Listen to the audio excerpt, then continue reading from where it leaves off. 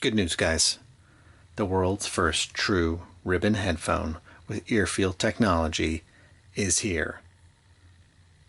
What does that mean? It's the RAAL-requisite SR1a crazy sci-fi head contraption. I feel like I saw an extra in the back of the Blade Runner set walking around with these on.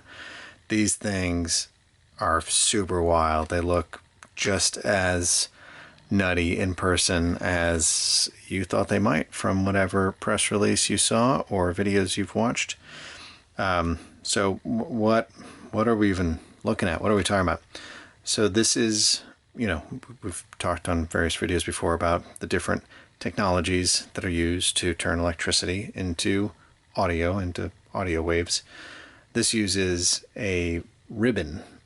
So there are, I guess, quite a few speakers for 2-channel setups that use ribbon drivers, particularly I think for treble reproduction, which we'll talk about in a second. So basically it's a very thin piece of foil, I guess typically aluminum foil, and it's connected at the top and bottom, and that's where the charge comes from. And then on the sides there's magnets that basically keep it centered in space, but it's allowed to move freely. So you energize it and it moves the foil very, very quickly. It's super light, so it doesn't really have any resistance, so it's very fast, and that produces sound. And I'm not sure why these haven't been packaged in a headphone format previously, but they are now. I guess your ribbon can be flat or it can sort of be wavy, undulating back and forth. So if you've seen some of these little ribbon high range, high frequency drivers and speakers, sometimes they'll sort of look like they've been folded back and forth a bunch. Anyway, what's good about it is because this film is like super thin, and it can move really quick. It doesn't, it's kind of like an electrostat in that it is very good at being fast and producing, high frequencies really accurately. Just before I get into sound, I just want to talk about these things because they're so different from anything else that we've looked at, and I think the engineering is worth sort of spending a second with. They've got this spring steel, I think that's what it is, spring steel band going across. It's got this cool pattern that's super functional. It's got all the attachment points for the crazy leather strap and holds these little foam head cushions, and then there's this sort of flexible part that attaches to this yoke that's got the stem that the drivers sit on. This is all carbon fiber that's been, I guess, cut and laminated together. And then there's these weird little foam filled cushion pads. Yeah, it's just wild. There's a strap that goes around the back of your head. There's a strap that sits on top of your head. This is another headphone with I think a 5-minute how to get it set up video, which is definitely worth watching because there's a lot of nuance to how they're supposed to sit, and it makes a pretty big difference in terms of how they sound. So this part is this pivot is sort of tensioned enough that they'll sort of stay wherever you put them. And the idea is, they say, start with it about 1/4 inch off your ear, and then you can sort of play with what you like.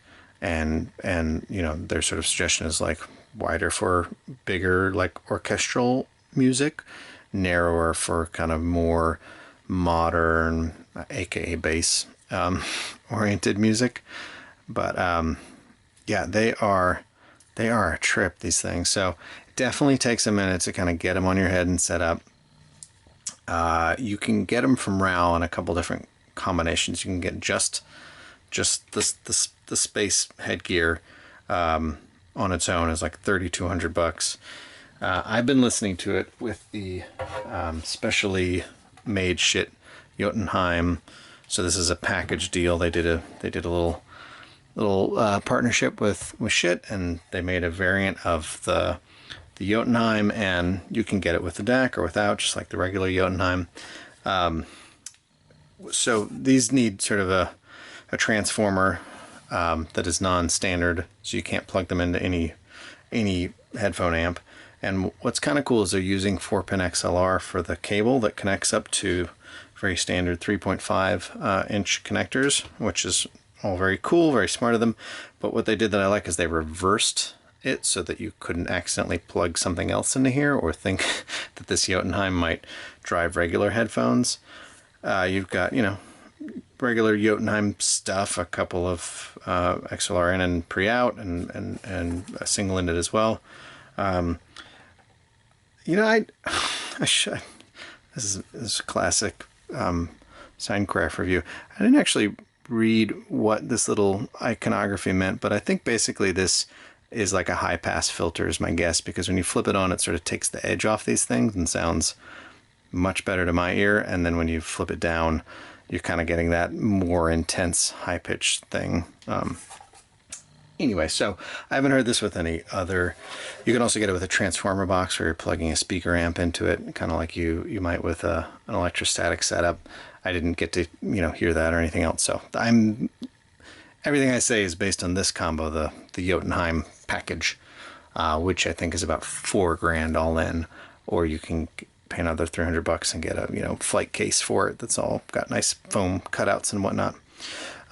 These things, they look like they would be very sort of delicate, but they don't feel delicate. I mean, the engineering is just, it's just tight. I mean, these things just feel really solid. I mean, they're a little, you know, kind of wayward because they're got all these bits and straps and, you know, kind of a little floppy in the hand, but you don't feel like you're going to break or hurt them. And these carbon fiber baffles, you know, feel very, very stout, as you might imagine. So I guess, you know, we got to talk about the obvious stuff. They're completely open, right? More open, the most open thing. You know, they're little drivers here sitting. There's no ear cups. There's nothing, you know, that contacts around your ear, creates any kind of seal. The sound is just kind of going out everywhere, right? So not a great headphone for listening at the office without driving your coworkers mad. There's something interesting happening here. It's definitely very different than listening to, say, an open back planar headphone, or even a very open electrostatic headphone like an L300, or well, I mean, like anyway, let's just focus on these guys. I was trying to figure out how to explain it because it's weird. It's definitely. I wish I'd had more time with them. You know, I've only had a few days to listen to them, and I wish I'd had more time with them because I feel like they were starting to reprogram my brain to really hear them. But it's kind of a little eerie, the quality of the sound, because you're not tricked into thinking you're listening to speakers that are across the room, you know, playing at you, and you definitely don't feel like you're listening to standard headphones that are sort of sitting on your ear. It's like the sound is there floating and you put your head into it. Right? That's the best I can do. It's around you and it's in front of you. It's got a little bit of what, you know, headphones do, of maybe like great headphones, like starting the sound stage right in the middle of your head and then sort of working out from there. It's a little bit of that, and then it's a little bit of what speakers do, which is like make you feel like the sound's projected out in front of you and you're like standing in front of the musicians. It's sort of somewhere in between the two. It's a very unique way to listen to music, and when you play with the little the tilt and the baffles, it does change. It becomes more normal headphone like the closer you get, and it becomes sort of more wider and open, as you might expect when you stretch these guys out to a point, and then it sort of like just falls off. There's just like a point you hit where you're like, meh. You just kind of lose it, and the richness of the music just kind of fades away, and it becomes too sort of airy and transcendental, and it's not great anymore. Clarity on these things is just great. They are crisp and clean, and like, you know, I keep coming back to electrostatics because that's a closer analog to me than dynamic drivers or planars.